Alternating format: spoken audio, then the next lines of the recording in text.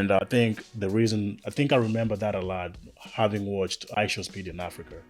And I was like, whoa, this is something I haven't seen in a while. And I think I resonate with it because I used to be, not a lot of times, but I think there was events for high school, like you got drama days, musical festivals. We used to do practice of traditional music, and I kind of miss it because there was this harmony, there's this time when you sing and you feel like your soul is engaged, and it's like you're communicating to your spirits and the Lord and all that. And the way they stamp their feet while singing and all that, dancing, you got all kind of jewelry around their body. It's like a musical, yeah. So I think I miss that a lot, having seen IShowSpeed, and you talking about it, and it makes me miss it a lot. I mean, it's tons of history now that you can look into. But that was my first start. I did a lot of PBS studies. Like they had one called Africans in America. And so that one was really good. It talked about the beginning of slavery and how it evolved, because it wasn't initially defined by the color of your skin. It was almost like indentured servitude, how that evolution took place, and and now how that affected our relationships in the present. So would you say this is one of the things that creates, what do you call it, a gap between the understanding of Africans and African Americans? Yes, most definitely, because I think that the struggles weren't the same when I was growing up. Yeah. And I'm speaking from my experience, we had to really dig for history and what happened, and that was relevant to African Americans. Okay, now slavery happened, and this is what happened during this time. This is what happened. I didn't learn about the slave trade until I was out of high school. I didn't learn. Yeah, I didn't. That was never really elaborated on. Our history books didn't talk about that. It was a desire to know.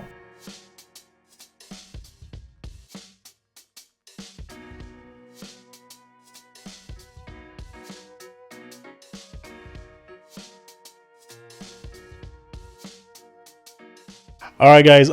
Welcome back again to the Nexus, and today I have a guest that I've had before, and we're going to be talking about the cultural and traditional practices of Black Americans and Africans, and we'll see the comparisons, the differences, and what kind of appreciation we have towards them and how it is. And without much ado, I'm your host, Bryke, and our guest today is Rochelle.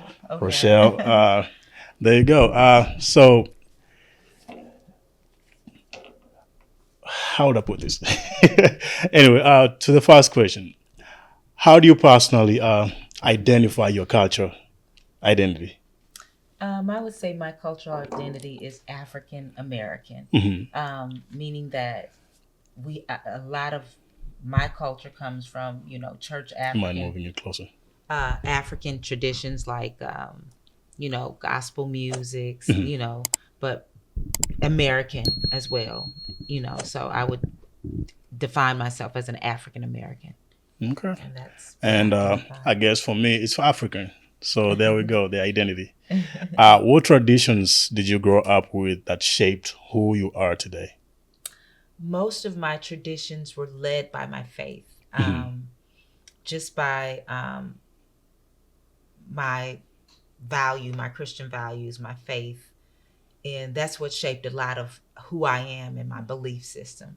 So I would definitely say it's been my faith, gospel music, being in church. And I would always tell my sister, it's so warm there. When we go back to our church, it was just like, just a big family, a lot of love, a lot of hugs, a lot of guidance, and just that love that kind of shaped us and how we behave.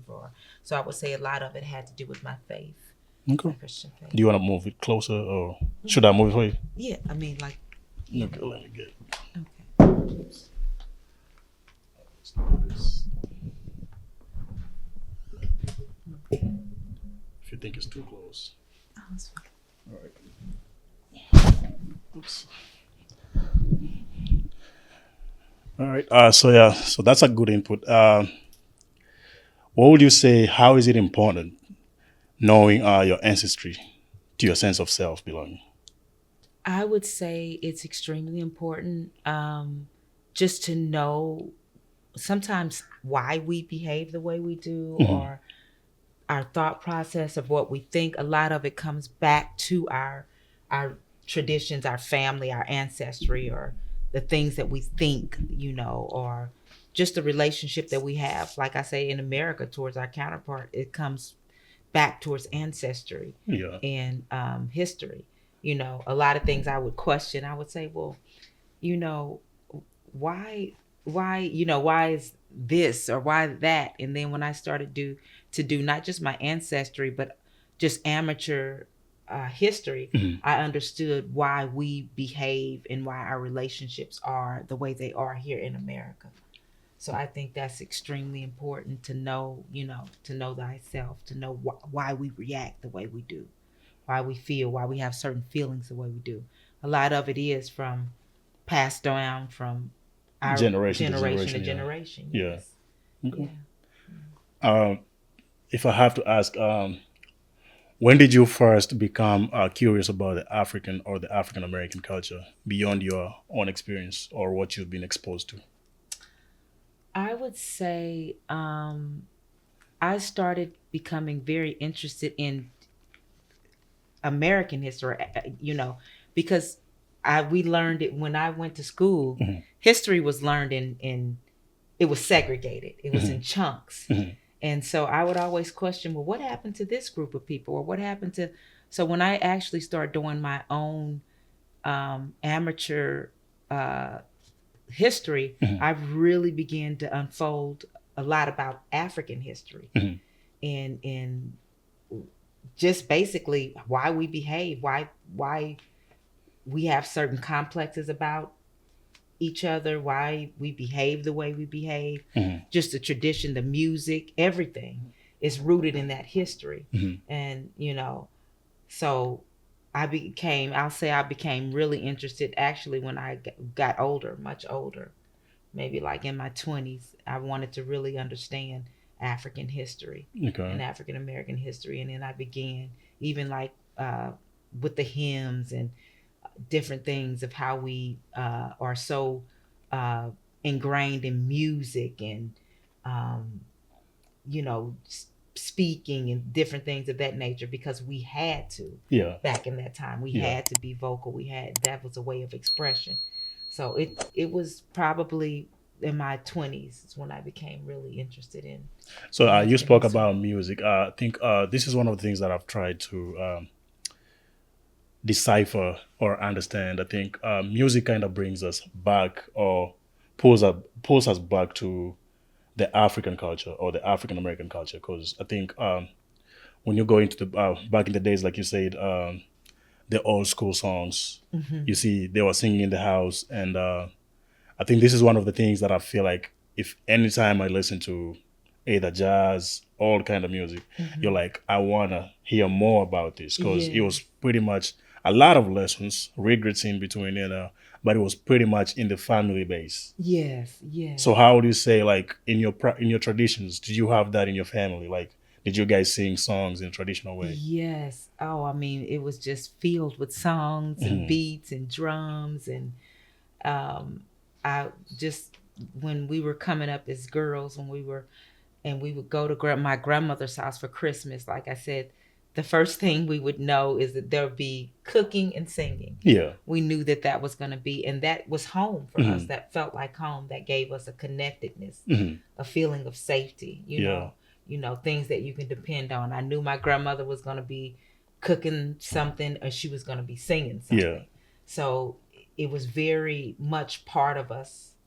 Very much part of us, and even with my mom, Hmm.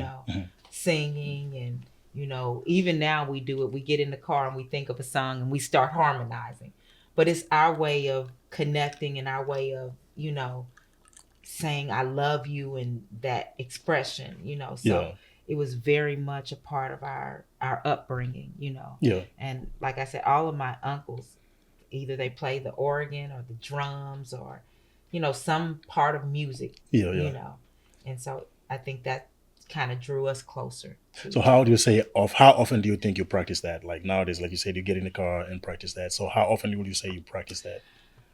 I always found myself, I always say, I sing when I'm in distress. So it's always been a part of me. I belt out a tune if I'm, you know, in the kitchen, or if I'm thinking about something. Mhm. It's just some spirit will come over me, and I just start singing, Yeah, yeah. and it's also kind of solidifies my relationship to my creator, to God, True. you know feeling close to God, and singing praises to him. And Mhm. so I think that's very much a part of my being, of who I am, Okay. music and singing. And it's just a part of me. This is what I grew up, it's what I know. Do And you do so you miss it? Like how like you said your grandma used to do it? Do you miss it? I miss it immensely because I think back to those were happier time, very Mhm. happier times. I felt like the community felt a responsibility, or that community that I was in, that I Yeah. grew up in. It was more of a responsibility to keep you safe. True. And when we were amongst the singing and the laughing and everything, I felt safe. Mhm. You Mhm. felt like somebody was just giving you a big hug. Yeah. So that is how we expressed ourselves. So I miss it immensely because it was a closeness. Mhm. I knew I could sit on my grandmother's lap, and she would rock me to sleep, and she would be singing a song. Yeah. So that brought us really close. So yeah, I miss it because it's like, you know, a familiar smell that you smell, and you're like, oh, I know that smell. That's that's grandma or whatever. Yeah. So that's how it is. That's how I miss it. That singing or anything, those hymns, it just brings me back to that place where I know that that's a familiar, that feels like home. Mhm. So yeah, you mentioned about the traditional gathering, like how grandma used Mhm. to cook and all that. And I think Mhm. from my end, I'll say I kind of miss it a lot because we used Mhm. to have there was these events for traditional practices. Like you would say, Mhm. there's times they would hold events. You got drums, people Mhm. dancing, yelling, Mhm. yelling, singing in harmony and all that. Mhm. And I think I think I remember that a lot, having watched IShowSpeed in Africa. And I Mhm. was like, whoa, this is something I haven't seen in a while. And I think I resonate with it because I used to be, not a lot of times, but I think there was events for high school. Mhm. Like you got drama days, musical festivals. We used to do practice of traditional music, and I Oh kind of wow. miss it Mhm. because there was this harmony, this time when you sing and you feel like your soul is engaged, and it's like you're communicating to your spirits and the Lord and all that, and the way they stamp their feet while singing and all that, dancing. You got all kind of jewelry around their body. It's like a Mhm. musical. Oh wow. Yeah, Yeah. so I think I missed that a lot, having seen Aisha Speed, and Mhm. you talking about it kind of Mhm. makes me miss it a lot too. And I used to have a friend too. They used to practice too with his dad in the kitchen. Mhm. Like he would start a song, the son would join in. I'm like, Mhm. if I knew how to join in, I would too, but I didn't know how to. So I think that's Mhm. one thing that I had to question because I Yeah. kind of miss it, and I wanted to know Yes. how much of your tradition you guys have of that. Yes. So, Yes. so that's one of the things, and yeah, Yeah. it's good. Yeah. And they used to have the same thing too when they used the. I think do they do it right now? I don't know, but I think when I was back home, it was times when they were toiling and moiling, like gardening. They would sing while doing it. Mhm. So I don't Mhm. think there was a sense of exhaustion because it brought joy while they're doing it. Yes, while they're So doing they it. don't feel the part of them Mhm. slaving themselves to do it. It's just a part of this is our Oh part. We yeah. have to cultivate for our own food and all that. Yes. So Yes. it was joyous, harmonious. Yes. It connected with the soul and the nature too. Yes. Yeah. Yeah. And I think a lot of that too, because like I said, we talked about my grandparents were sharecroppers, and Hmm.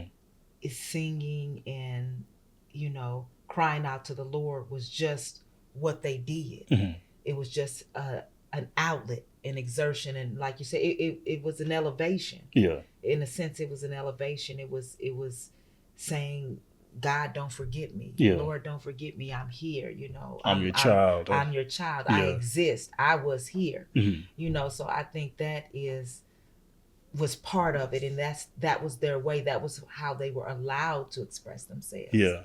So I think it was very important, and I didn't understand that. And like I said, when my grandmother uh, would be in the kitchen Mhm. and she would sing, and it was so sundry. Sometimes it was so sorrow. Yeah. You know, I could hear, but it also felt so good. You know, like, you know, she would talk about this too shall pass.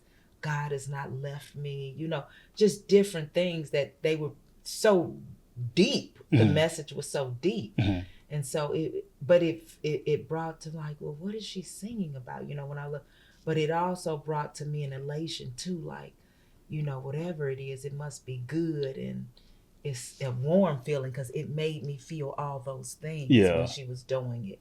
So it brought a sense of safety and stability. Mhm. So I think that was important because that was the way they were allowed to express themselves. And that was something that she was able to share with us, Mhm. you know, that generation, you know, with us, Yeah. you know, those songs and those, you know, praises of elation. So I learned to really value that, you know, and yeah. True. Yeah. Uh, Considering this, what would you say? What are parts of African culture do you think are preserved in the African American culture? Definitely music, Yeah. you know, music and beats and drum beats and, you know, how we eat and, you know, laugh and share. Mhm. You know, those are, I feel like, African uh, uh, uh, cultural things in Africa, and we share that. You know, we Yeah. share Yeah. that togetherness of eating together and the music and Mhm. all of that thing. Those are very much part of we that has been preserved. And it's You true. know. Yeah. There's a lot of similarities in this, Hmm. and like I see, people use it as a joke on social media. Be like, he missed the gathering, the family gathering. So I Uh-huh. think I've seen the family aspect of you guys doing it, like how you guys come together, do this thing as one. Hmm. I love it, and it's pretty much a good tradition to keep. And we do have the same thing back in Africa, and in as much as it's been urbanized, I don't think we've lost it. Right. Music brings us together, Yes. whichever day, any day. Yes. Music brings us Yes. together. It Together. might be on the streets, it might be Yes. on the plane, it might be on a Yes. business trip. But Yes. once music starts, it Yeah. brings us all together. All together. Yeah. That is so true. So that's one thing that I say I've seen that is preserved. Hmm. Um, what would you say? How do you think the history is taught differently for Black people in Um, America? I would say, you know, because the experience was different, Hmm.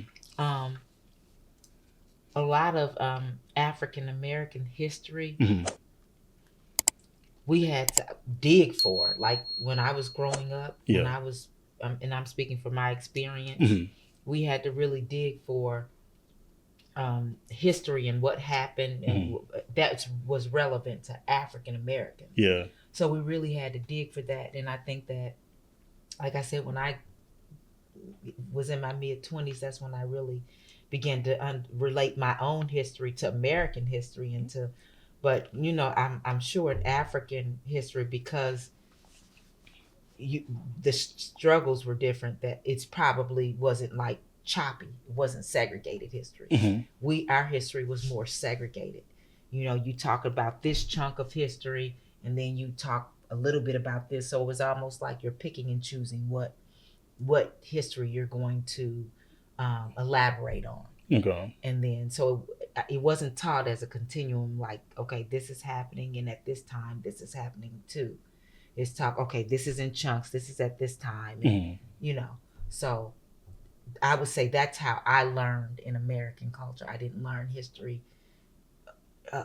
as a continuum. Okay, now slavery happened, and this is what happened during this time. This is what happened. I didn't learn about the slave trade until I was out of high school.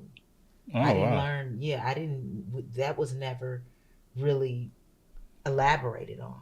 Our history books didn't talk about that. It was So how can somebody learn about it? Where can they find it? What do you think? I did my own. I went through PBS studies. Hmm. I went to the St. Louis Public Library to look at old archives. Even my grandmother's oral, the history that she shared Hmm. about just small snippets of her experiences. So that's how I learned about it. It was a desire to know, Hmm. and my desire was sparked about. My desire was really brought about is the relationships between African Americans and Caucasian Americans.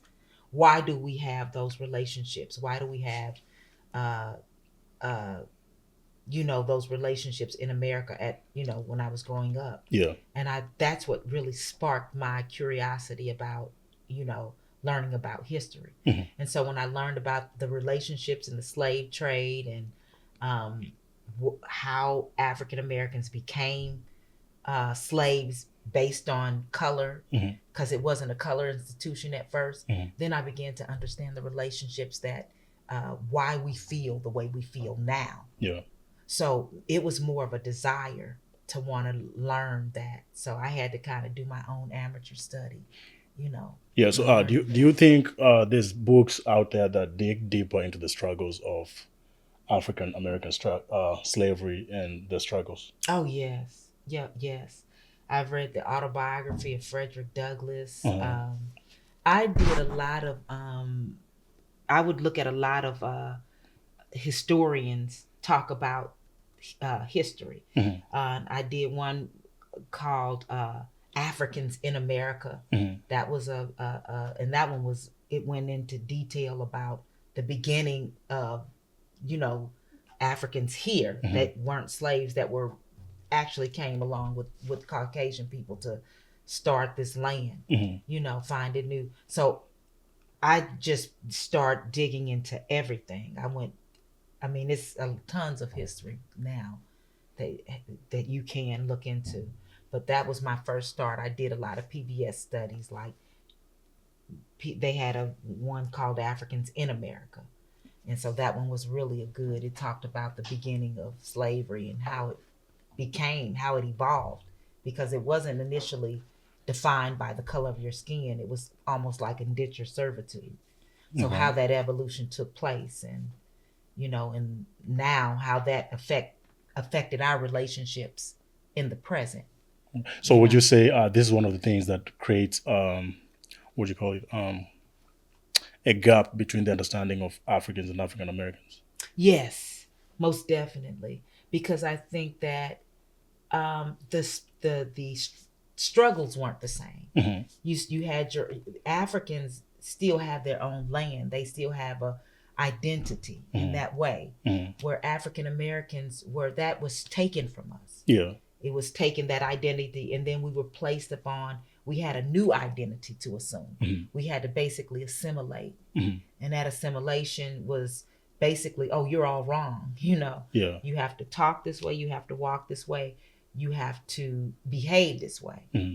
to assimilate, to be a part of this community, where Africans didn't bear that burden. Hmm. They could, you're in your own homeland, so you're comfortable. Okay. So we were taken away from that, and then we had to basically be operate in a land that we were basically foreign in. Yeah. So those traditions, our traditions, were basically taken away from us or mocked or whatever.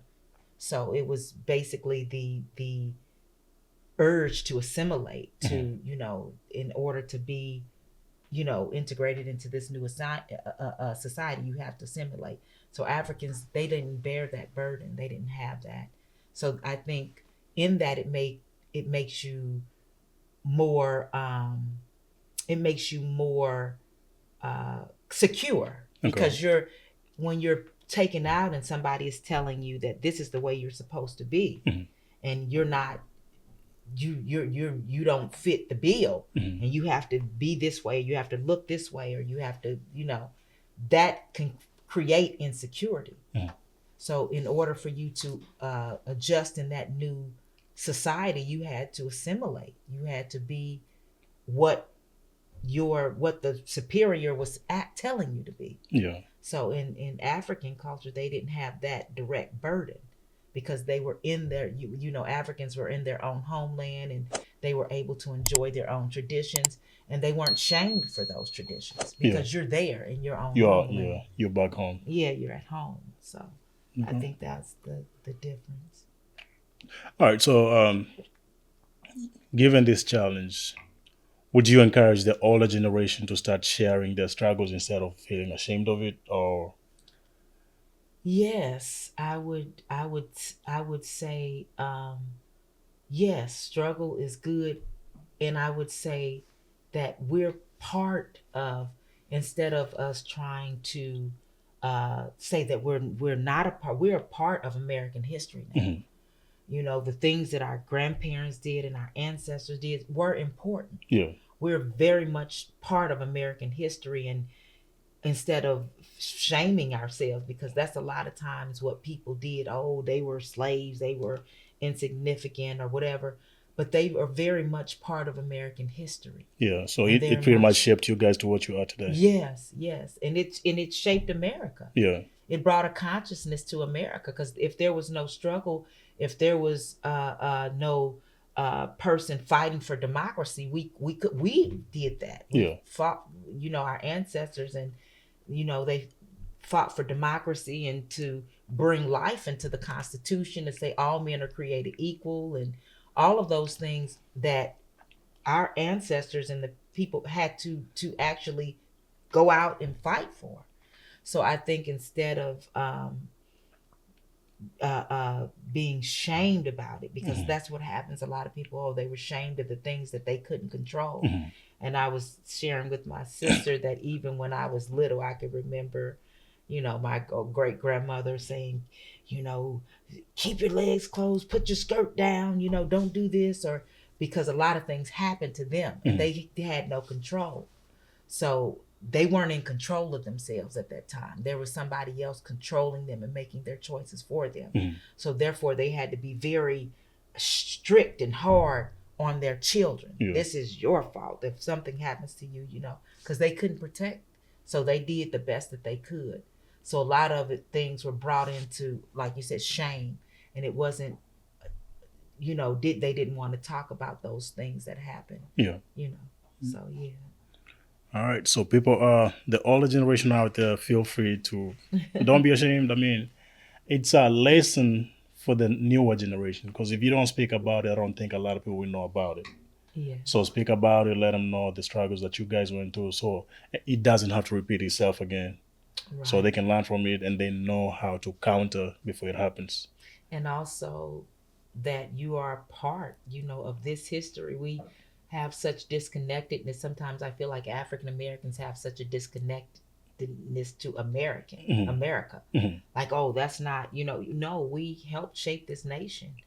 The toil and the blood of African Americans was on this soil. Yeah. So your history and your voice is as important as anybody, because we were here and we helped shaped this country. Hmm. So I think that's something that we don't really identify sometimes with. We kind of like, oh no, we're very much American, we're very much a part of this country. Yeah.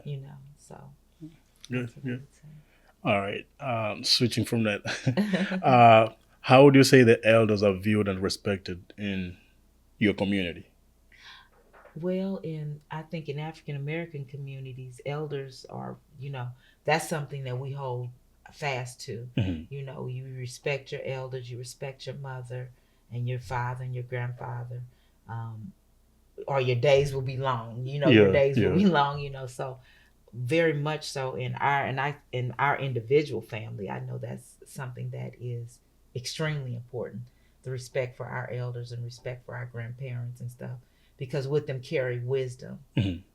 My grandmother used to say there's nothing new under the sun. There's nothing new going on under the sun, and teaching us how to behave and things that happen in our lives and trauma and trials and tribulations. We Yeah. would always revert to her, and she would be just as calm. There's nothing new under the sun. These things happened before, but who do you turn to when things happen? You depend on God. So that wisdom, Hmm. has carried me, Yeah. even in my hard times, it's carried me.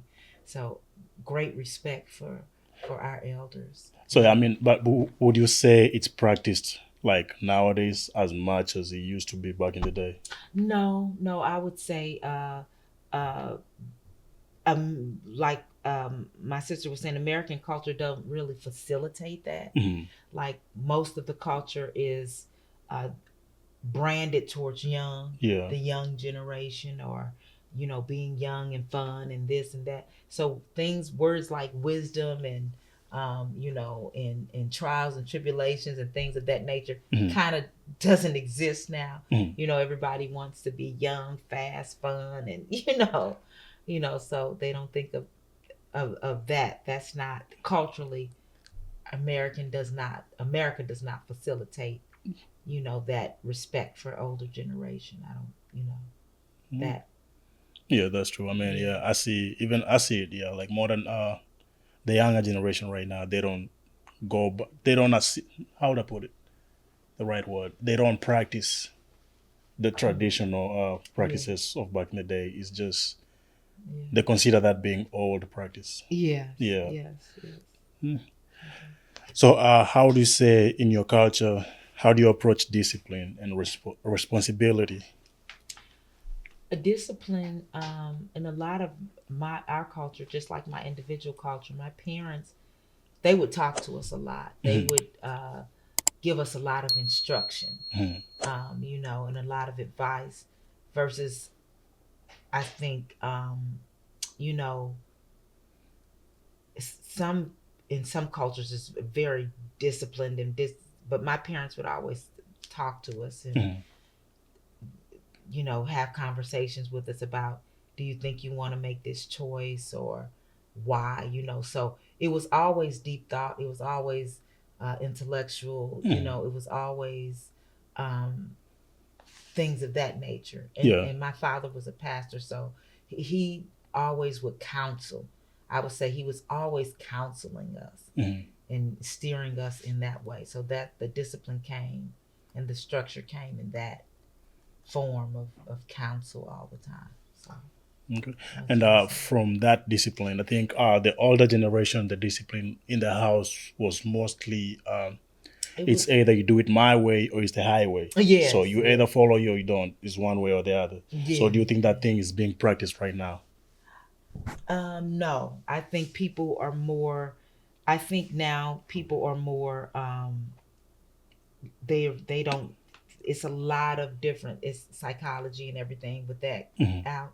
I think that people are now more listening. Hmm. Because they realize the children are human beings as well. They're Yeah.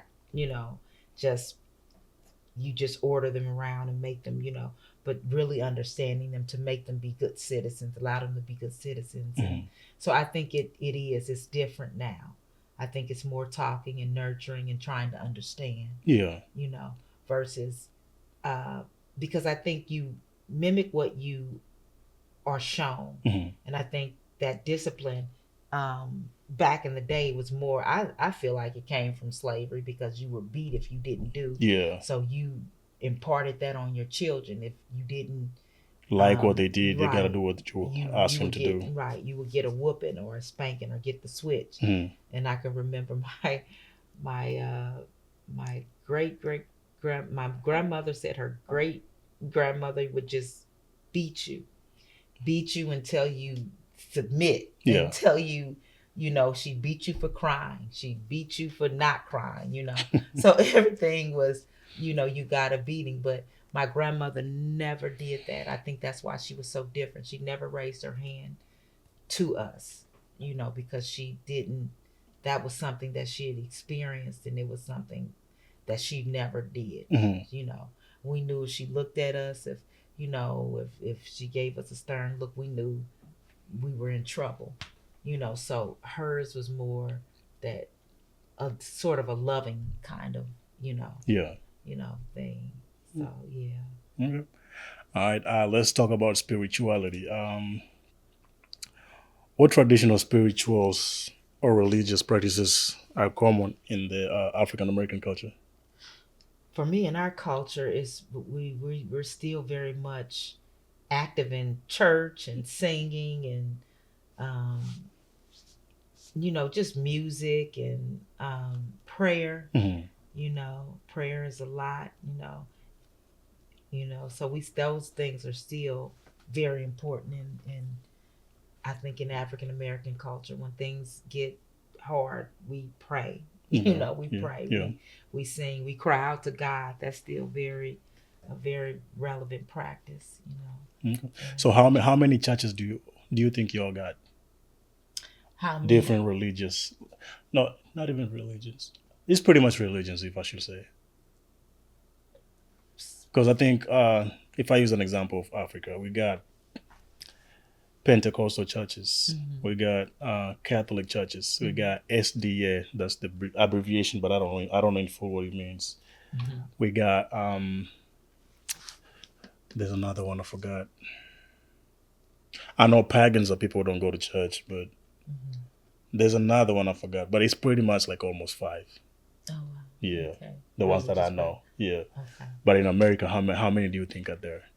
Of religion, different religious Churches, yeah. sects, churches.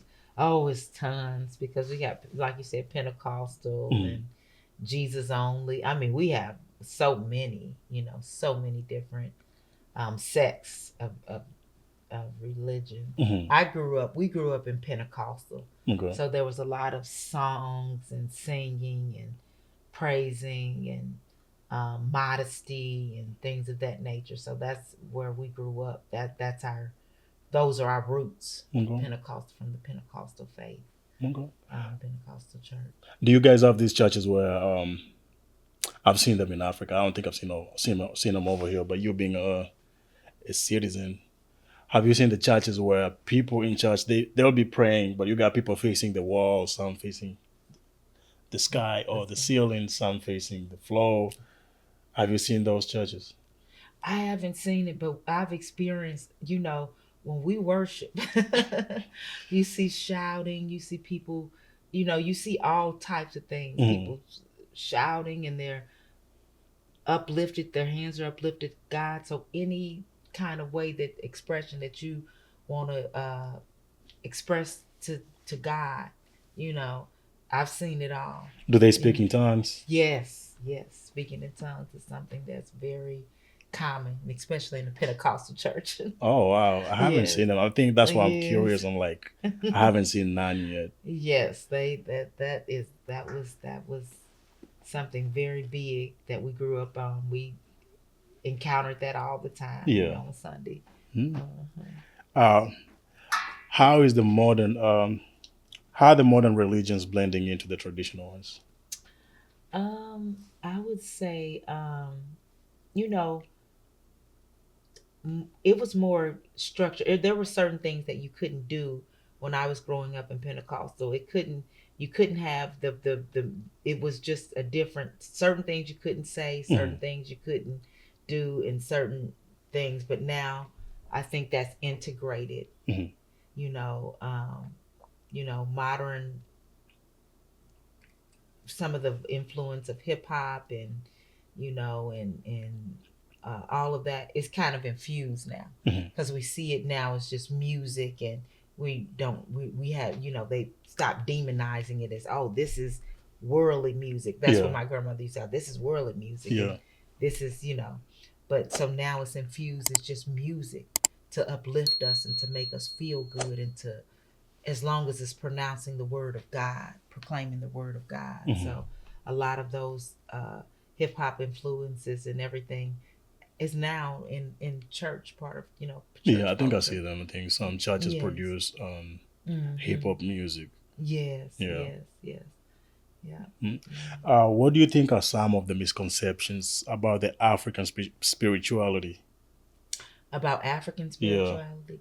The misconceptions I would think is that some people think that Africans participate in paganism, Mhm. witchcraft, voodoo, Yeah, because I hear voodoo a lot. yeah, because that's what people say, or that's what you see. Yeah. So you don't really get to see, the whole gamut of what, of that, they just show that small sect. Oh, Mhm. it's voodoo or witchcraft or something, you know. So Mhm. I think that's a common misconception, probably. Okay, so in traditions, what are the kind of the traditions? What are some of the kind of traditions that you think are being lost in this modern age? That has been lost. Tradition. I would say, like I said, when I was growing up, it was more, a little bit more structured. Mhm. We were a little bit more, we were a little bit more modest, Mhm. uh, and there was a lot of relevance to God, to because of the struggles that we were in. So there was a lot of praise. There was a lot of worship and soulful outcrying to God. Mhm.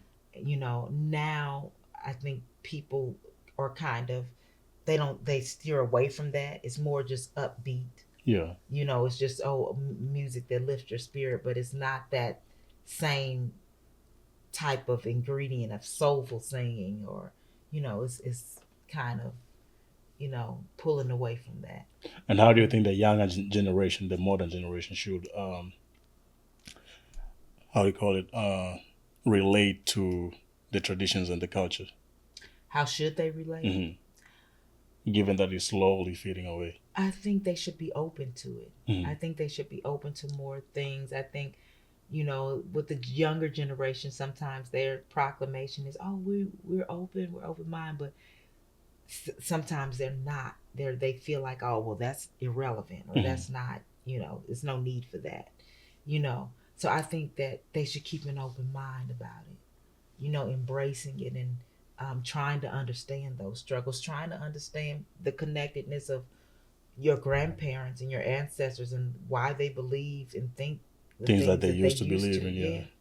So I think they should keep that open, that communication, and embrace it, Hmm. and embrace it, you know. Okay. So, how do you think the social media should influence this cultural pride?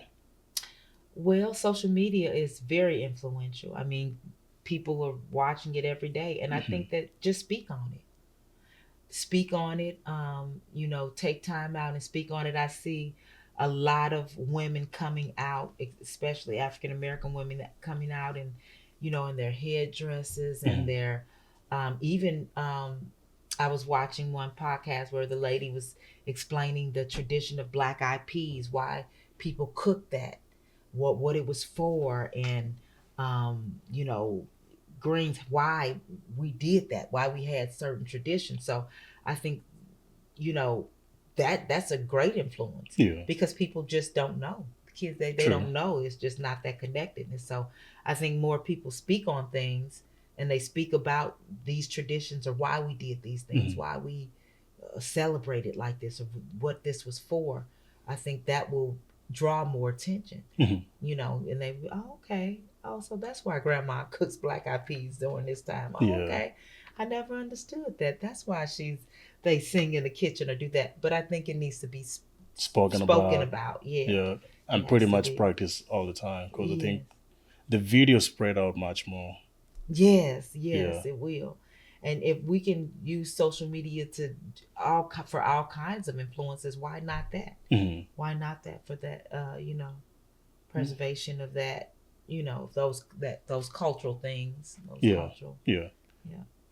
Mm. What kind of what do you think the African American and Africans should learn from each other in terms of the culture and traditions? Okay. I think that we should be more understanding of each other, Hmm. less judgmental. Our struggles are different, Hmm. our experiences growing up in America as African American woman isn't the same as growing up as an African. True. And the reason why is because you're embraced. You don't have anything fighting against you or telling you you're nothing or you have to look a certain way or your body has to be a certain way.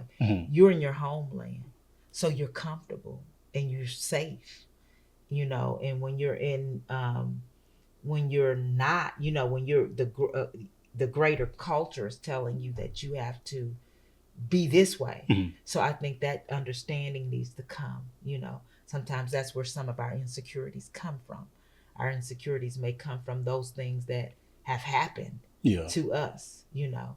And so I think we need to be understanding of that and not kind of be like, oh, well, you know, you're just whining, or you're just, because you're safe. You were there in your homeland. And no, you didn't have any one to demean you or you know, segregate you from society. You were in, because you're in your homeland. You have your own culture.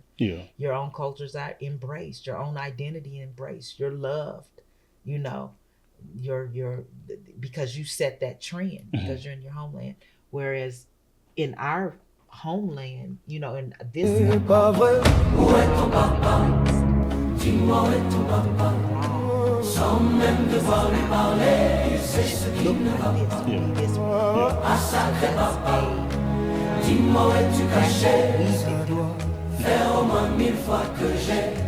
Oh, he said he's drinking it. Straight. Straight. That's right. Tell him not to try it. So Tell him not to try blood. I gotta become Masa, right? Yeah. You are real Masa. Nyangulo. Masa. Protein, right? Yes, Lord. Protein. Nyangulo. It's protein. It's protein. Protein, yeah. What's my name? Nyangulo. Nyangulo. Nyangulo Republic. Those are things that happen. You are Nyangulo. You know,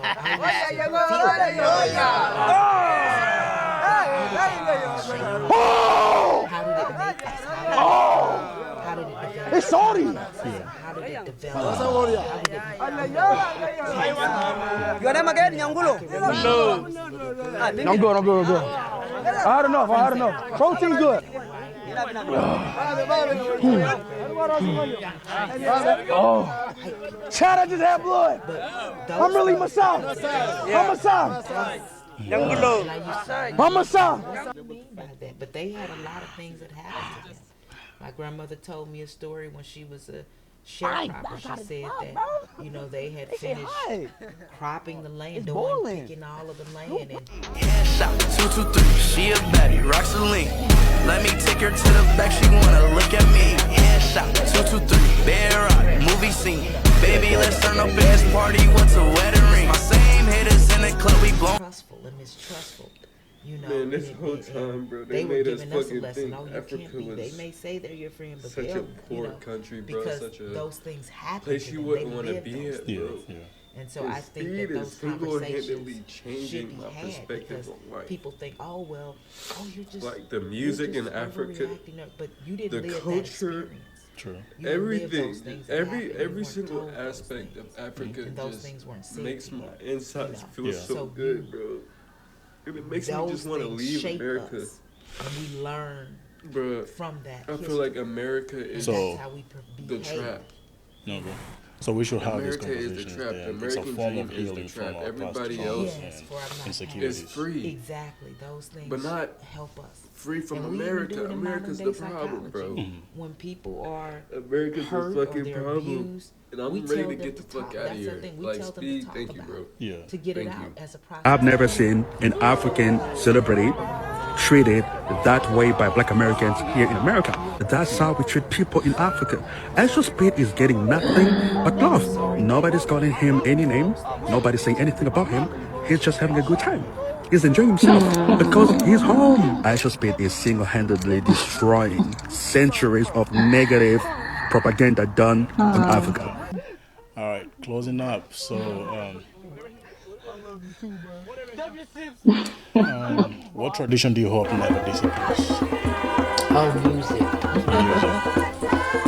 It's evolving. I don't think that's something that will ever It's still evolving.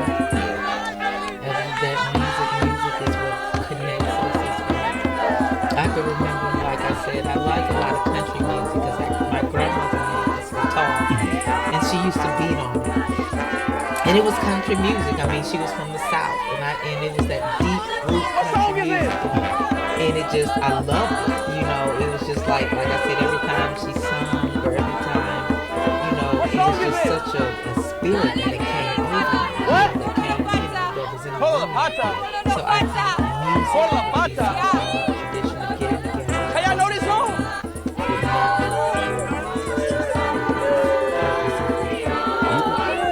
If you had to teach one cultural lesson to the world, what would it be?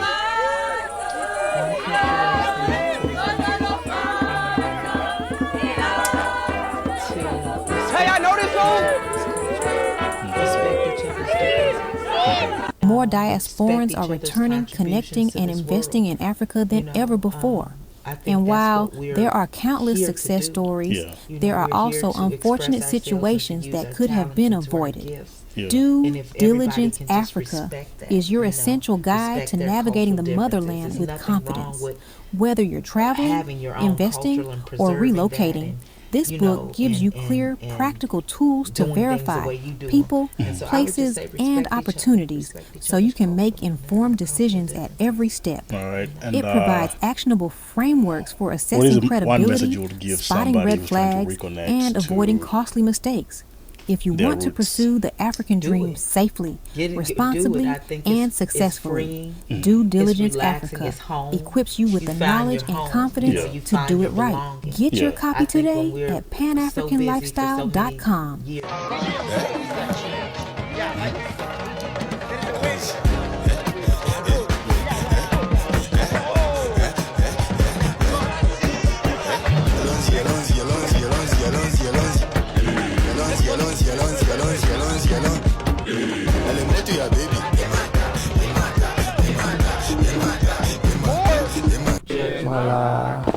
Just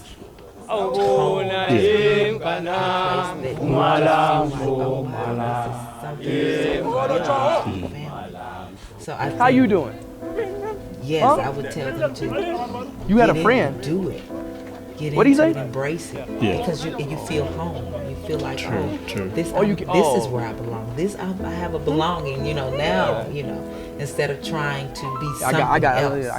You know, just embracing, being able to say, oh, I'm embracing myself. Look, you know, there's somebody that does things the way that I do. There's someone that looks like me, has my body type, you know, has my lips. I remember when The bus got my name on it. my lips. Hey! Because I just feel like this is how I was supposed to be. Yo! And they got my scream on here. So I had to learn how to embrace Yo! this is who I It am. is lit. And there's nothing wrong. Okay, at some point I will. Yeah, so I can tell you about the bus.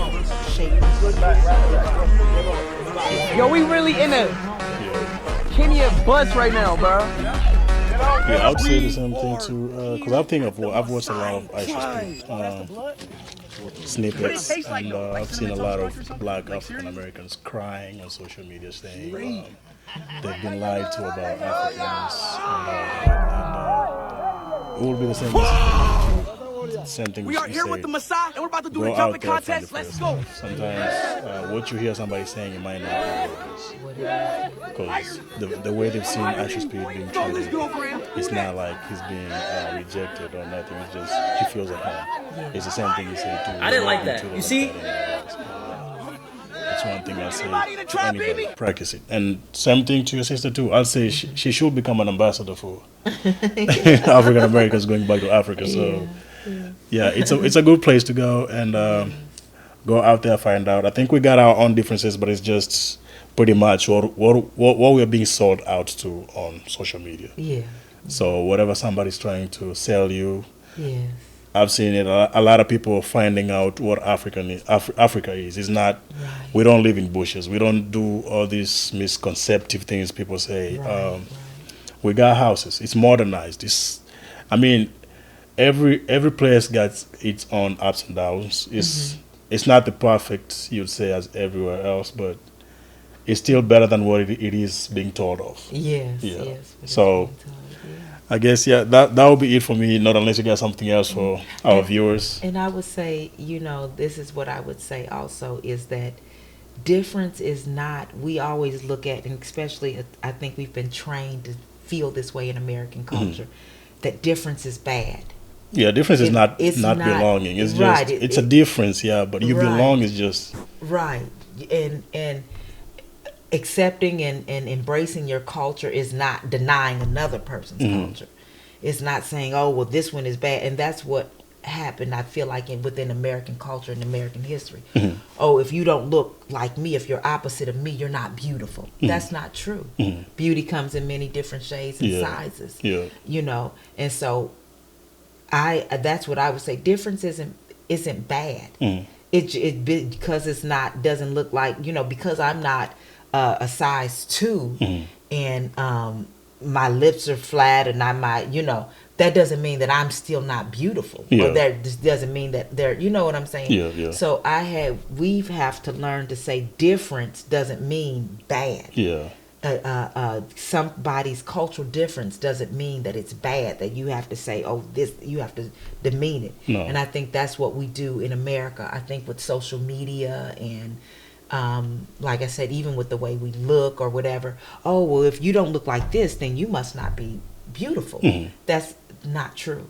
That's nothing further from the truth. Yeah. So I think as African Americans, and I see this a lot, we have to learn how to start embracing ourselves as beautiful, embracing our bodies, because difference doesn't mean, that it's ugly or that it should be disrespected. And so that's what I would say, that American culture, that sometimes that has happened. Oh, if you don't look like this or you don't, then you're not. It doesn't mean one is bad from the other. It's just, it doesn't mean it's just there's a difference in cultural everything for sure. Yeah, everything has its goods and bad. Everything the pros has and cons. Exactly. It's just it's just different. you just have to see what the difference is, but it's not like take a negative impact onto the differences. The differences, exactly. Yeah. That's what I would say. Okay. Yeah. All right. Without much ado, I guess that's it for now. Until next time, I'll see you guys later.